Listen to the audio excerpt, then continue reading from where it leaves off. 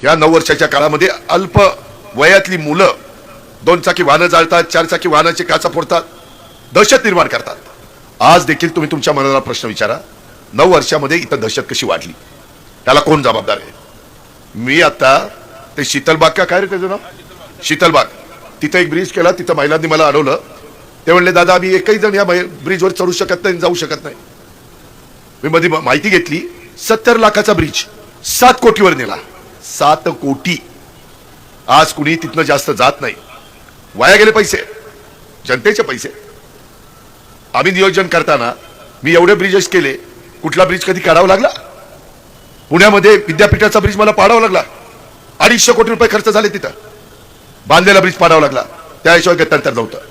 परवा सीएम आणि मी कुठल्या कार्यक्रमाला होतो, तिकडचा त्या मगरपट्ट्याकडे जाणारा ब्रिज पाडावा लागतोय, पुढचा सासवडला जाणारा ब्रिज पाडावा लागतोय. अरे करताना नेतृत्वाला दृष्टी अशी असावी लागते की पुढे 50 वर्ष पुढच्या पिढीचं पण त्याच्यामध्ये भलं झालं पाहिजे. आणि मी नेहमी 50 वर्षाचा विचार केला आणि इथं कामं केलेली.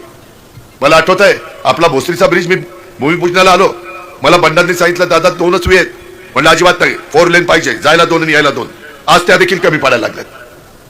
भूमिपूजन टिकाव टाकत असताना 4 पदरी केला. ही परिस्थिती आहे बाबांनो. मला सुदैवाने एक विजन आहे.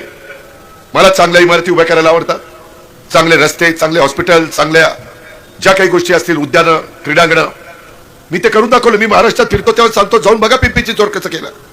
परंतु आज काय त्या पिंपरी चिंचवडची दुरावस्था झाली. तो बदल उद्याच्या 15 तारखेच्या निवडणुकीच्या निमित्ताने करायचा आहे. वाजतोय अलार्म, आता दाबू घड्याळाचं बटन. वाजतोय अलार्म, आता दाबू